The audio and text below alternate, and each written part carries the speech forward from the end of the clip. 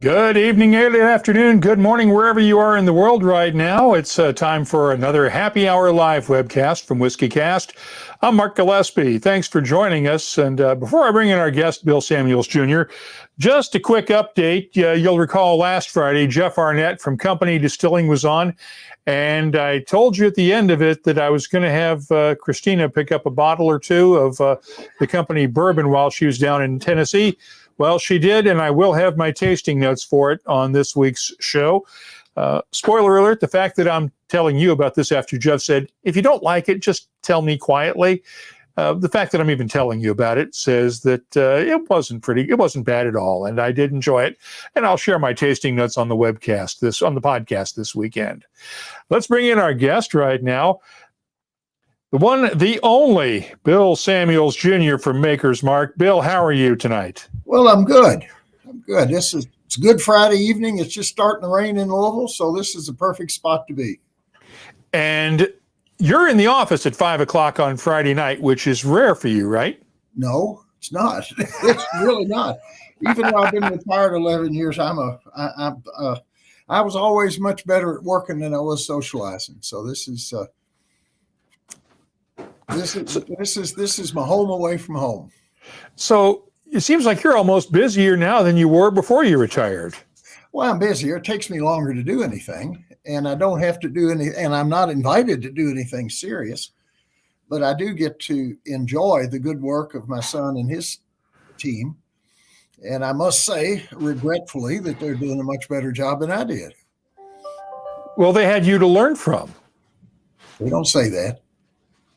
They're not going to say that. They don't want your head to get too big. I think that's right. Well, don't believe that'll happen. No, it's been a great experience for me. And I think the one thing I really regret is I can't call up my father and Colonel Beam and Mr. Van Winkle and the Motlows from down Tennessee and invite them all to lunch and share with them what's going on in Bourbon land. They would love it.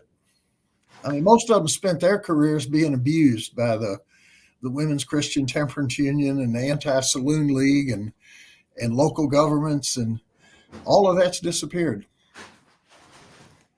I don't think anybody misses those days at all, though. Well, there's not too many of us alive. Jimmy Russell and I are about the only two alive that remember, even a piece of it. So we're tickled to death. So as Steve Beal points out, Steve says, great to see you. And he says, you look great. What are you doing to keep active and keep energetic now at age 82? Well, I go to the gym 4 days a week and work a lot of crossword puzzles and harass my grandchildren and spend as much time with Rob as he'll let me. At least getting informed on the business and giving him my point of view. And I've been very good about not insisting that my point of view was the correct one. He does exactly what he thinks is right. And after all, I've been retired 11 years. But I'm proud as I can be that that my father's hobby, retirement hobby, is what it is today. But I'm equally proud of what's happened to Bourbon and what it's meant to the Commonwealth of Kentucky. And that's been possible only because so many wonderful people have entered this industry, energetic people at a young age, and have given it the same kind of commitment that we gave Maker's Mark back in the early days. It's just wonderful to go around and visit the craft distillers and see the revitalization of our heritage distilleries. You just mentioned something that I have not heard before. I did not know that this was your dad's retirement hobby. I thought this was just one stage in his life. I didn't realize it was a retirement hobby for him. That's what he called it because it was such a stupid idea at the time. Bourbon was in free fall. The banks wouldn't lend him any money. So there's no way that he could have made a commercial venture out of it. And I think to some degree, that's what caused things to develop so slowly. And you got to remember back in 1953, the best you could say about really good bourbon was it was kind of like really good Brussels sprouts. Not very many people were interested.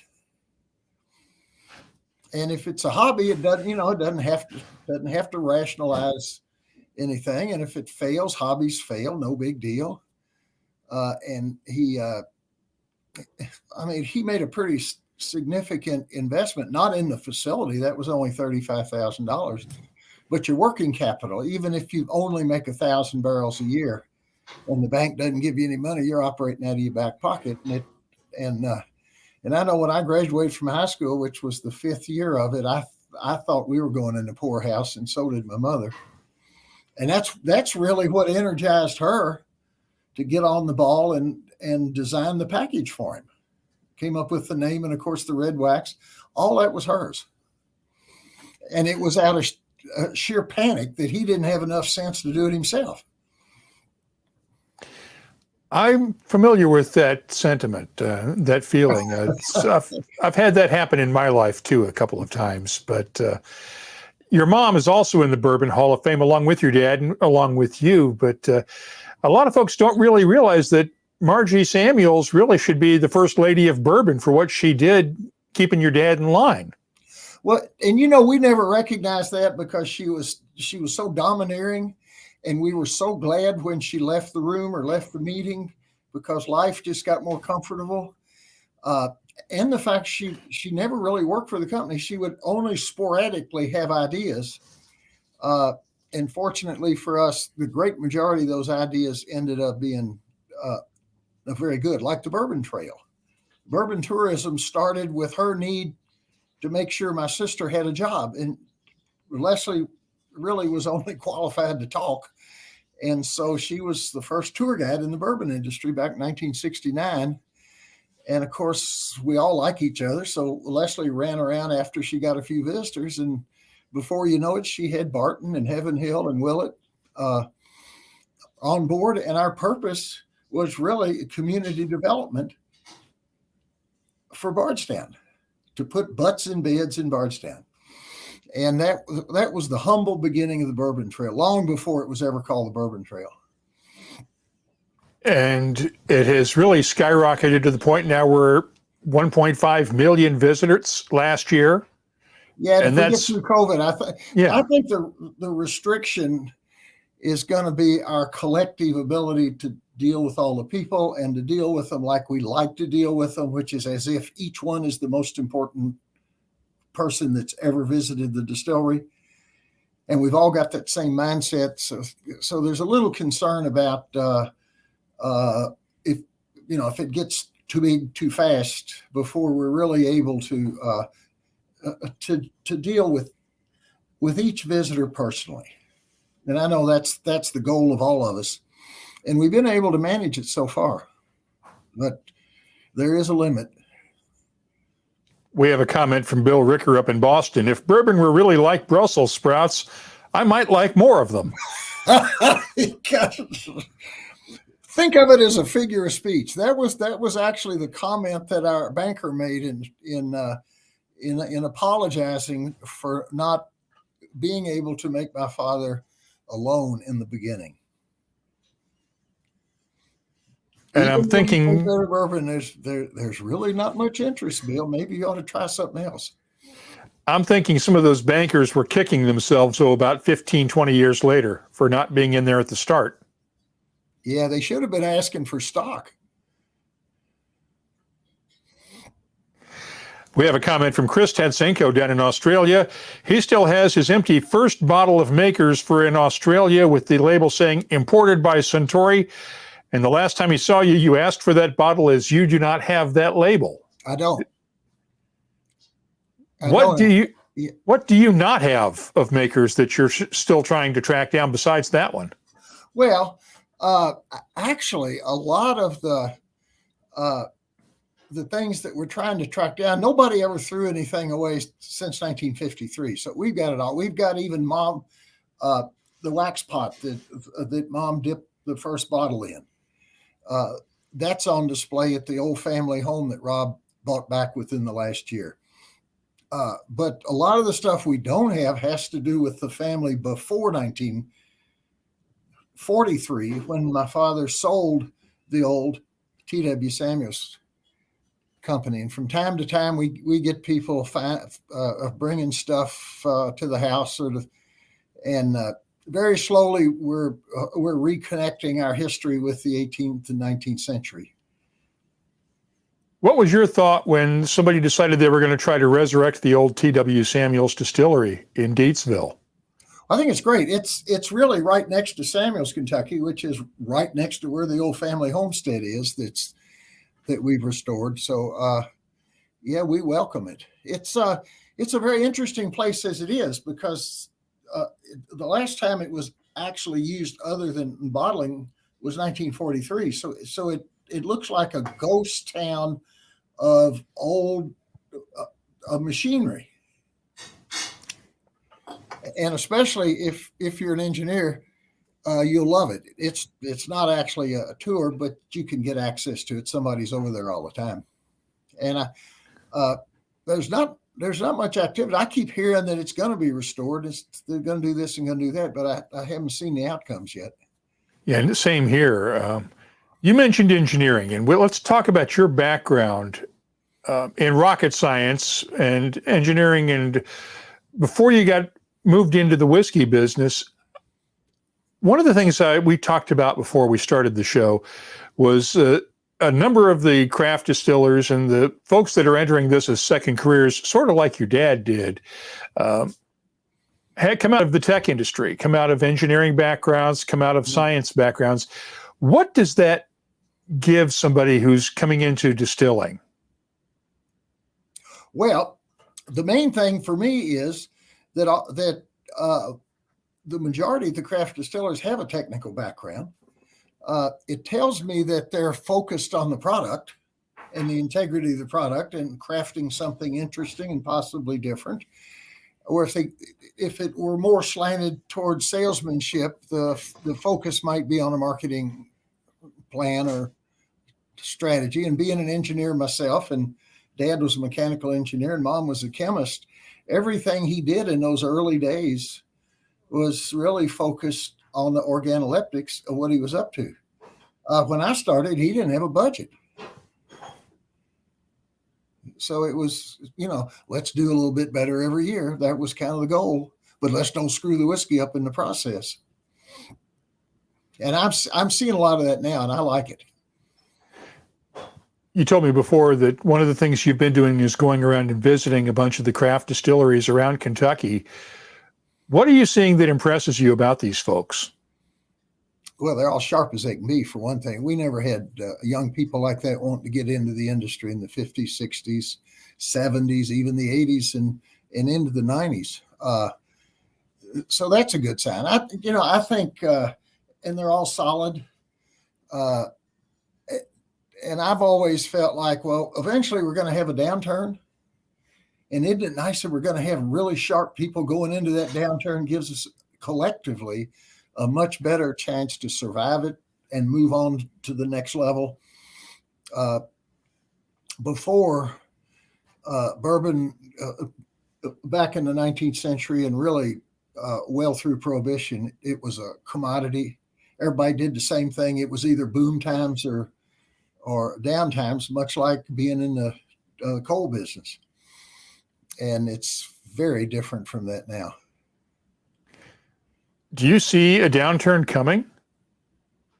I don't see it coming, but I mean, I think when you're investing 6 to 8 years out in what you're doing, you better have one eye turned toward a sour scenario, because every distillery that's ever gone out of business has gone out of business with warehouses full of whiskey. They run out of working capital. So you got to have your nose poking in that direction somewhat. What did you do and your dad before you to make sure that didn't happen with Maker's Mark? Well, he set the stage by identifying what I would call really the beginning of the craft phenomena. It just took him about 50 years to get anybody's attention that it was going to work. He started out, it was his retirement hobby. It was mom decided he needed to do something because he was getting in the way, hanging, just being around, telling her how to run the farm. And she didn't go much for that. So he had to do something. He didn't want a job. He didn't like the family whiskey, what they'd been making for 5 generations before. And distilleries were becoming available for almost nothing. And so it was a laboratory for him. And then when he figured out what he wanted to do, he went real slow. He was forced into going slower than he wanted to go because he couldn't get any funding outside of his own wallet. And so by the time, I think the main thing we did, we never turned forecasting over to salesmen. We always managed and tried to control forecasting, and as a result, we've never had any excess bourbon, and that goes all the way to 1959 when the first bottling. And you've never sourced and you've never sold, right? We've never sourced and I don't know that there's another distillery that's ever. I don't think Jack Daniel's has done that, but in Kentucky, I don't know that there's any other. It's just hard when a brand grows. And the temptation, my God, you got all this business coming at you. What are you going to do? Well, we learned to say no early on, and it's become part of what we do now. Manage growth to about 9% a year. And that's by the way, that's what it's averaged since time. We've never had a big boom year, and we've never had a down year since 1959. And you've been able to manage that double-digit growth or that growth around 9%, despite coming out with things like Maker's 46 and Maker's Cask-Strength that could theoretically have cut into the sales of the flagship makers. Well, at least, yeah, but it's a limited market, both of it. It's 46 has now got its own identity, and it's doing really well. But we had it's been out about 13 years now. So we had a pretty good lead time there. That was your retirement project. That's right. It's the only thing I did in 50 years. Besides not screw up the whiskey like your dad told you not to, right? Oh, he had me scared to death. No, when I showed up in 1967 out of law school, he gave me my job description, and it said, "Go find customers." Translated, it meant, please don't come to the distillery and mess anything up. So he kept in control of that, and my job was to go find customers, and I didn't know much about that, being an engineer and a lawyer. But eventually we figured it out. Do you miss the engineering side?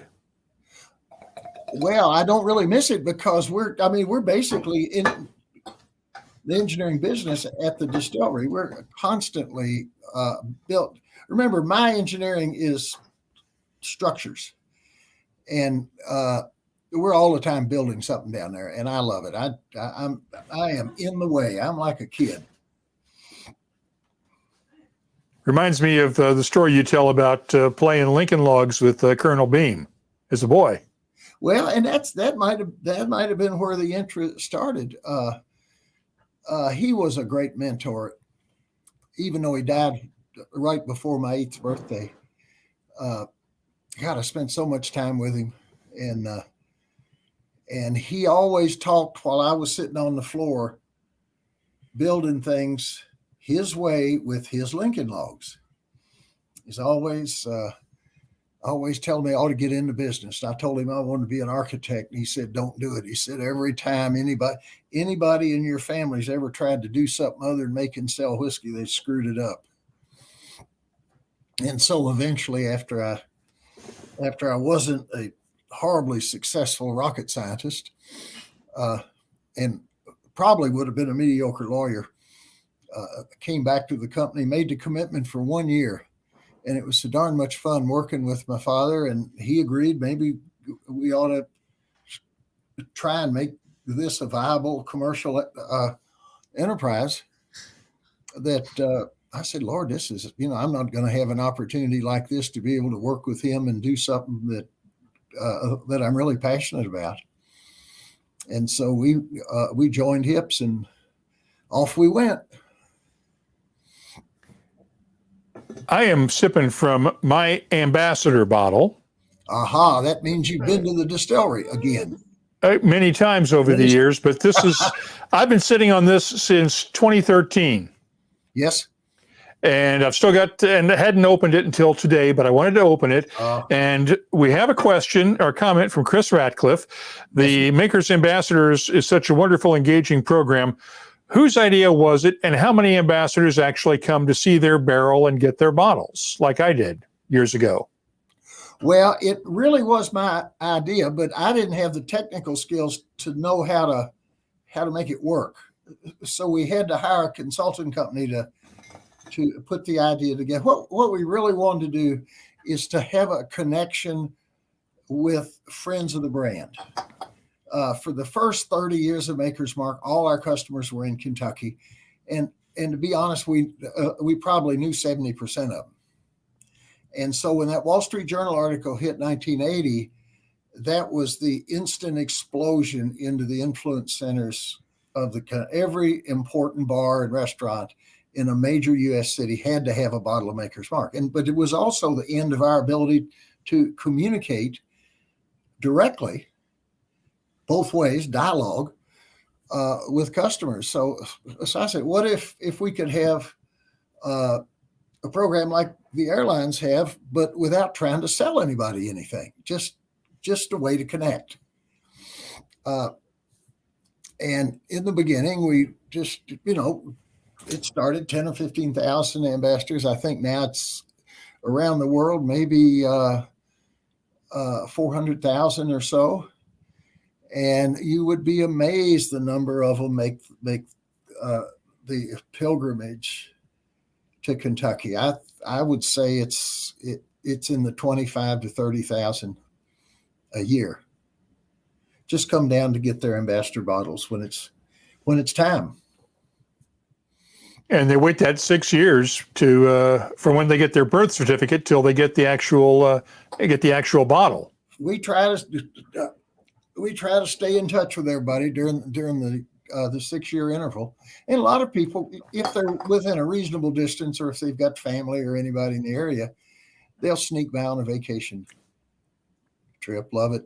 And honestly, before COVID, that's what I enjoyed most about retirement. I could go to the distillery and visit with the Makers Ambassadors, spend all day down there, seem like I'm there 15, 20 minutes. And I do that 3 days a week. And when I'd sneak a half hour, I'd go harass the engineers working on one of the buildings or one of the process facilities that we had. So I'd get a little engineering in and a lot of visits with customers. And as Chris Ratcliffe points out, being an ambassador definitely led to him going to the distillery on his honeymoon. That's what I'm talking about. We've had a number of, we don't do weddings, but we've had a tremendous number of engagements at the distillery. Most of them tend to be under the Chihuly, that piece Dale Chihuly did in the old 1870s warehouse. That's kind of where everybody wants to get engaged. Have you ever had any, if you can't do weddings, has anybody ever, I'm trying to think of the most delicate way to say this, had their ashes spread at the distillery? Yeah, I think so. Yeah, there have been. You don't encourage that, I would assume. Well, I don't think we've had anything to do with it. I think it's happened, and then we find out about it later. Yeah, I know we had one a few years ago, and I was down there when it supposedly happened, but I didn't find out about it until a couple of weeks later.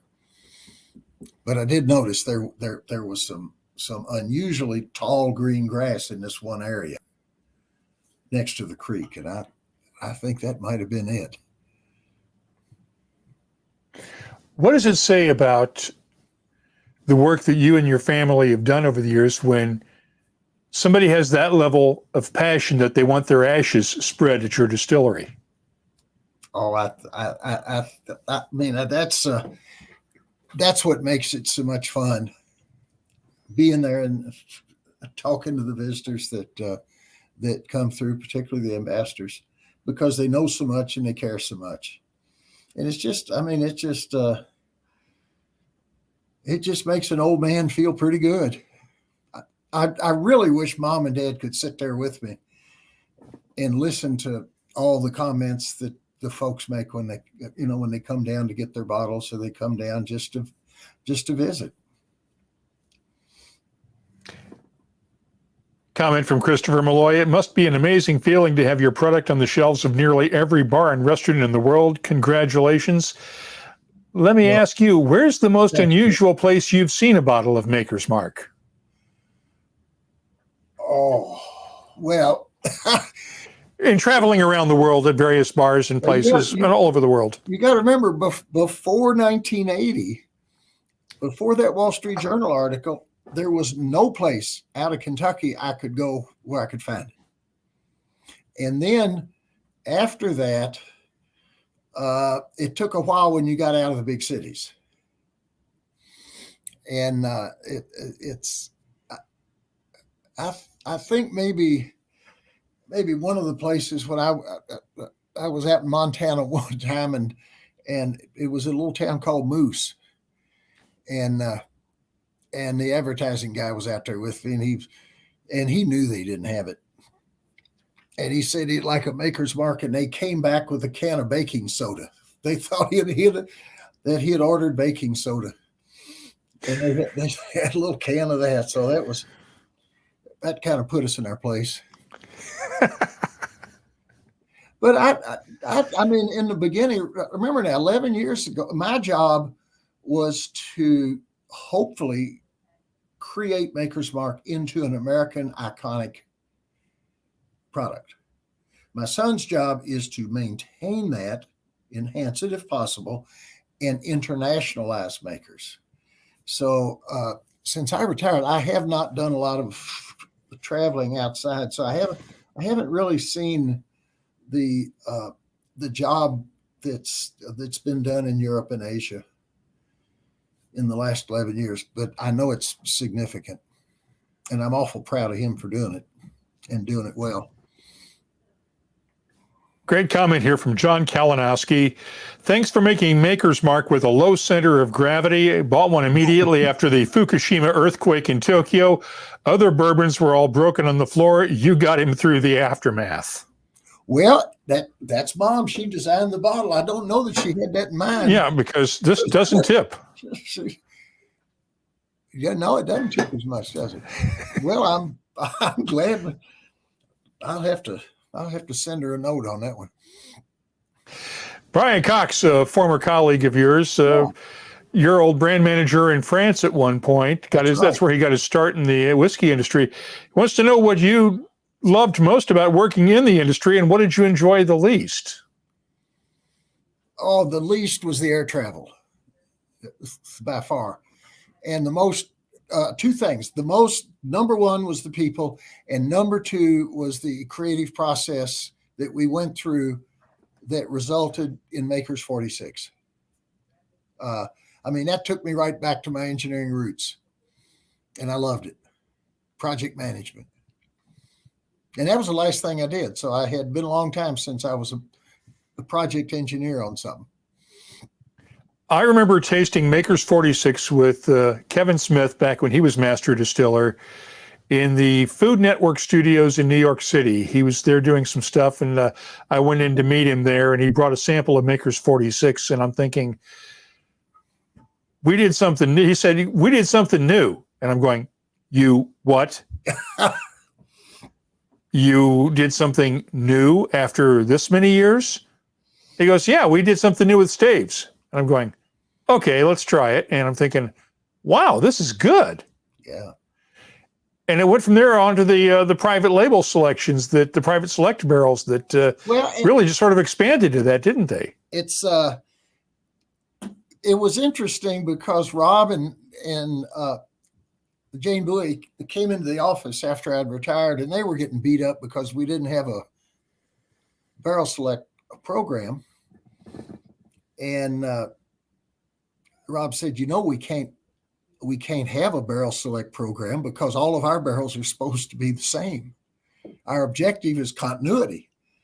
And since we rotate the barrels, which there isn't much of that done in the industry, and we rotate them all, the objective really is consistency. So it would be a bit of a scam to tell people they could go in this warehouse and find something different than in another warehouse. And so we started talking, and Rob said, what was the most fun you had in your 50 years? And I said, other than the people, it was Maker's 46.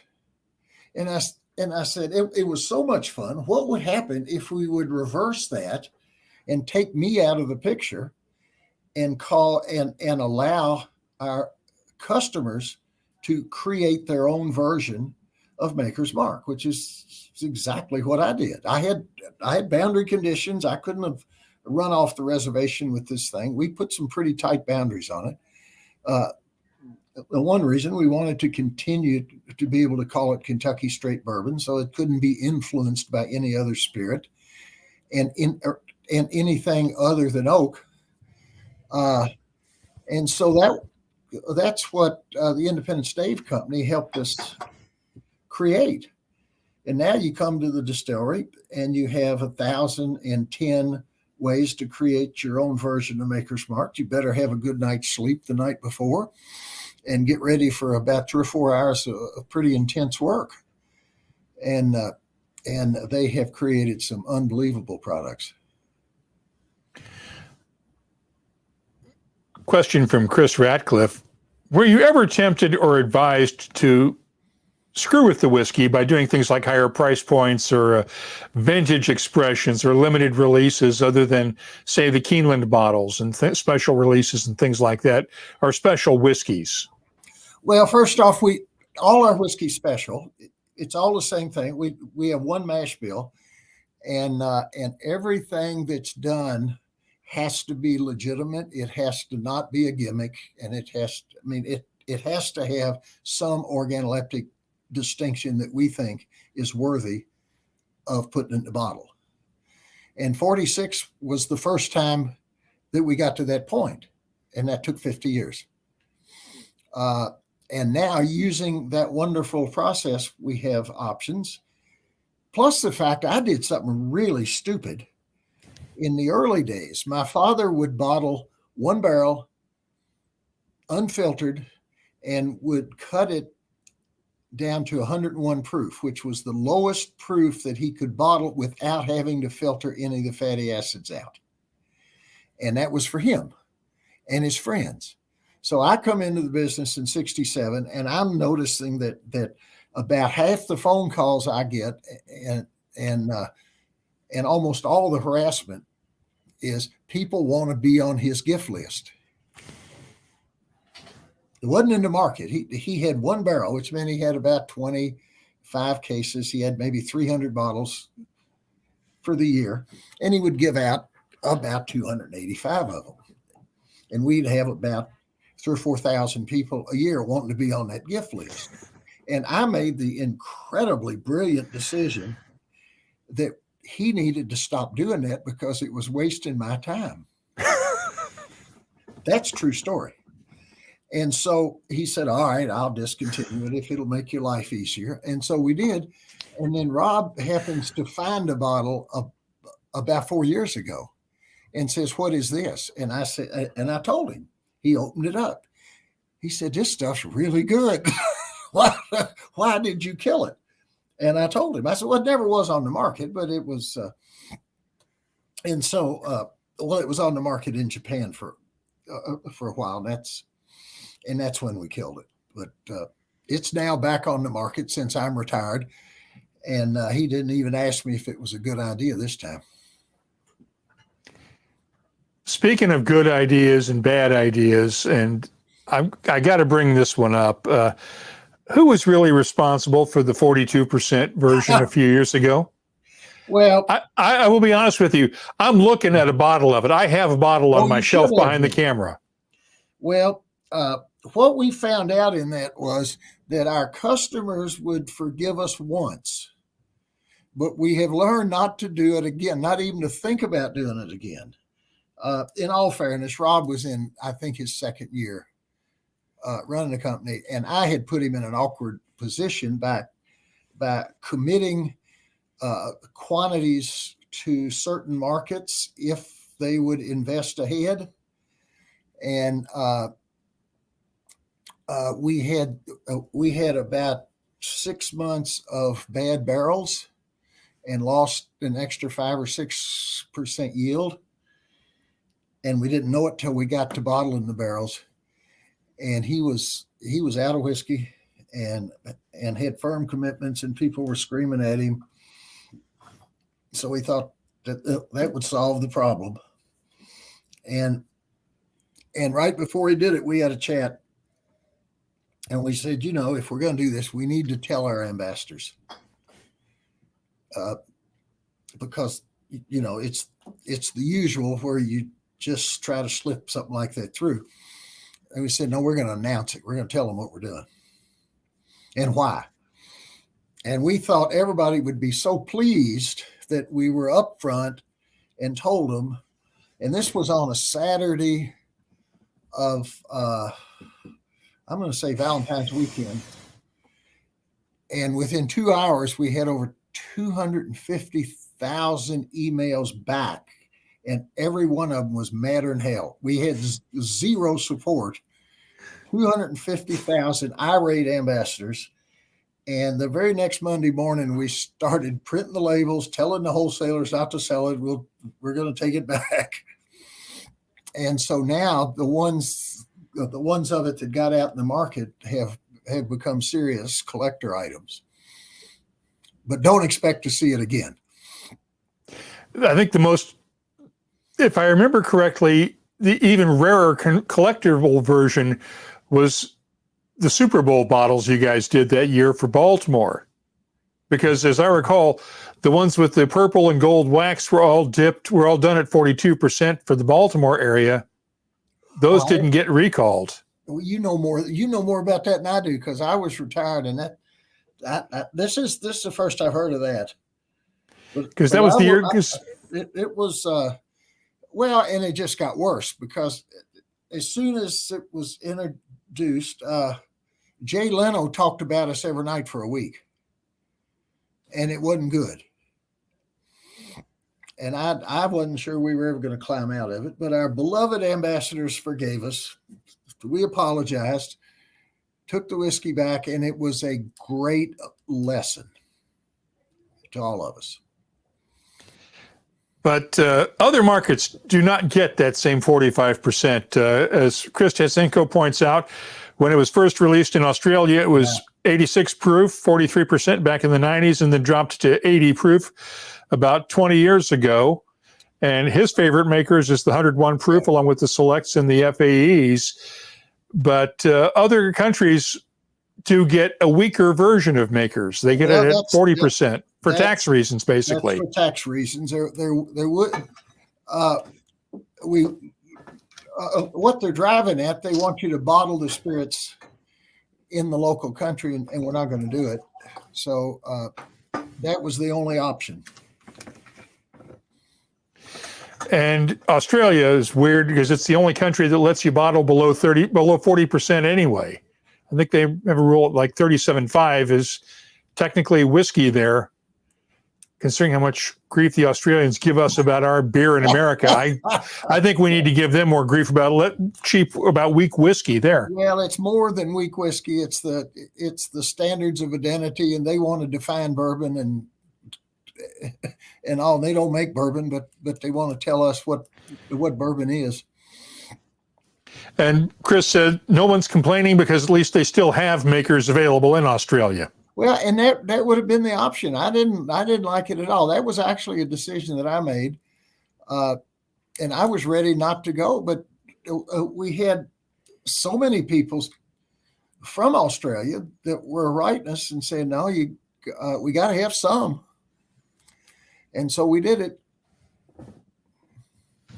We have a great question from Chris Ratcliffe. When you go to the distillery, is there a special place that you like to go to?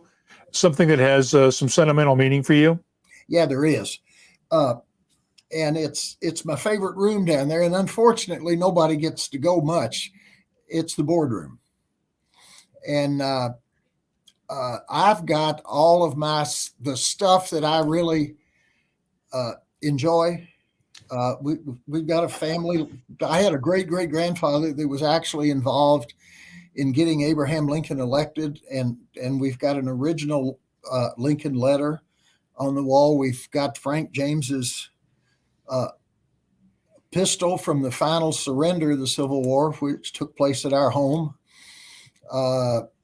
We have the framed pictures of the distillers that really helped Dad in his the early days, giving him yeast, making samples for him, and just being a sounding board. And that was Ed Shapiro from Heaven Hill, Mr. Van Winkle, Pappy, Jerry Beam, Jim Beam's only son, and Hap Motlow, who was Jack Daniels' great nephew, Lem Motlow's son. And I remember them all. They were wonderful to help out the way they did. So we actually have framed pictures of competition in our boardroom. I don't know that you'll find that anywhere else in the world. But I love going in there and thinking about the great times I had as a small boy with these. And of course, I've got a framed picture of Harlan Sanders. I was one of his 3 first employees, and drove him around really before he got started. And what else is down? Oh, just letters from President Reagan. We provided him whiskey when he was in town for the Mondale debates, the re-election, when he did such a horrible debate. And I was convinced it's because he drank that bottle of whiskey I gave him. And later to find out that wasn't the case. They had overcoached him. So, I mean, just a lot of stuff like that. Wonderful pictures of the guys that used to live on Whiskey Row. John Shawnee that owned Early Times, Colonel Beam, and Mr. McKenna, who was our family doctor, also owned the distillery, the H. McKenna Distillery. And, just a lot of mementos. Henry McKenna was your family doctor? Yeah, well, Henry McKenna III. Okay. Yeah. I was thinking, okay, because the original Henry McKenna had to be the third because the first was long before your time. Oh, my God. He was before my grandfather's time. Yeah, he was back during the Civil War. When you drive down Whiskey Row in Bardstown, where you grew up, mm-hmm. What do you think today? When I drive down through there, you drive past the big houses, and then you hit the railroad tracks, and you start hitting the fast food restaurants and the strip malls and stuff like that. And what do you think of driving down Whiskey Row in Bardstown and what Bardstown has become? I think Bardstown's done a pretty good job of preserving its past. We had a lapse period in the 60s where some houses were torn down, like our house, which was next door to the Beams, and a few historic buildings. One of them was actually up where that strip mall that you're talking about now. It was a wonderful old Georgian house, but people couldn't afford to keep the places up. That's the reason Dad moved out. I mean, it was only about, I don't know, it's about 8,000 square feet, but it's 16-foot ceilings upstairs and downstairs, and the windows rattled and all, and it was spooky. And so we gave up on it in the late 40s. And then it was torn down, unfortunately. You mentioned spooky. Are there any ghost stories around the distillery that we haven't heard until now? No, I don't think so. I've not heard them, but they don't tell me everything. You never had any experiences like that, did you? Most of my experiences that were troubling had to do with floods. Of course, all the distilleries are on water, and if you're on water, you're going to get flooded. And of course, when this place was when Makers was built, it was in 1804, and they didn't use the best engineering techniques to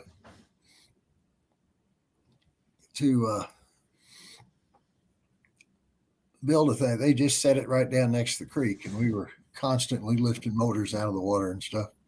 It's a wonder we all didn't get electrocuted. Did I see a comment about the Civil War not being so long ago? Yeah, Bill Ricker said it wasn't that many generations back. His father knew his great-grandmother, daughter of a Civil War veteran who died slowly and quite old of the TB brought home by many of the war from the war. Yeah. Well, Colonel Beam, who was my godfather, was actually born during the Civil War. And I had a great aunt that was at the final surrender when the Quantrill's guerrillas surrendered in our front yard. She was 6 years old. And she's the one that ended up with Frank James' revolver, which she gave to me before she died. So you're right. I'm just really one generation removed from it myself. How did you guys ever manage to get the distillery in Loretto up around the Sisters of Loretto at the convent? Well, up until about the 80s, the convent and the distillery were about the only two active things going on in Marion County. Marion County now has 33 manufacturing plants. But I think historically, well, the sisters were there first, and they got the best land, and we need that land for grain. And so we've partnered with them from the beginning in that regard, which meant that I made a few trips a year to the mother house with cases of whiskey. I won't say any more. Yeah, I think probably that's best left unsaid. Oh, they're wonderful people. Unfortunately, they haven't replenished their own, and oh gosh, they're all in their 80s and 90s, and all in the hospital there at the convent. Is there a project, and Chris Ratcliffe asks this, is there a project that you would have liked to have done at Makers but never got the chance? Yeah. And it's probably better. Rob and I both would really like to have a first class inn at the distillery. And I'm not sure we're ever going to get it built. I'm reasonably sure it's not going to get built while I'm outside of a nursing home. But it's just one obstacle after another, from infrastructure to cost. And really not so much would it be viable. It would have to be very expensive. And we're having a hard time rationalizing the compatibilities of the entertainment side of our business, which is the hospitality piece, with trying to run a 5-star hotel or inn. And it may happen eventually, but I wanted it to happen when Rob did about 10 years ago. You'd have to get better internet service out there too. Better cell phone service. Well, it's not bad. We have special service for those of us that have company cards. Yeah. All I know is every time I go out to that distillery, and I'm just holding the phone up, hoping to find a signal somewhere because it's so far out in the countryside. And there's we got that fixed about 3 years ago. Really. Okay. They built a tower at our warehouse complex up in the middle of Loretto, and it solved all the problems. Okay. Speaking of those warehouses, you guys have got some of the biggest damn warehouses I've ever seen for whiskey with these 50,000 barrel monstrosities. Did you ever think you'd see warehouses that big when you were growing up? Now, the limit when I was growing up, or the limit from a music standpoint, there the contractor was 20,000 barrels. And all of a sudden they jumped to 50 about when the boom started, about 12, 13 years ago. And now, that's kind of the size of all of them coming up now.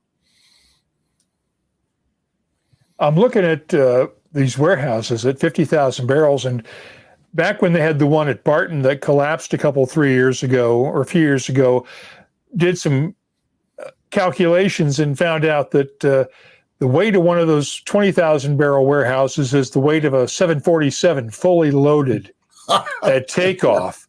And I'm thinking 50,000, we're talking 2.5 747s here. Well, they're only one row higher, and the rest of it's the footprint. And they're much better engineered. And we also, of course, the reason that warehouse collapsed wasn't the weight. It was the powder post beetles got into the structure and weakened the ability of the wood to hold anything up. And so as a result of that, you do learn. And we've all had serious inspections of our rack houses and made the adjustments necessary. I want you to tell me what it smells like when you walk into one of those rack houses after it's been sitting all night, and you open the door up in the morning and you get to walk in. What's it smell like to you?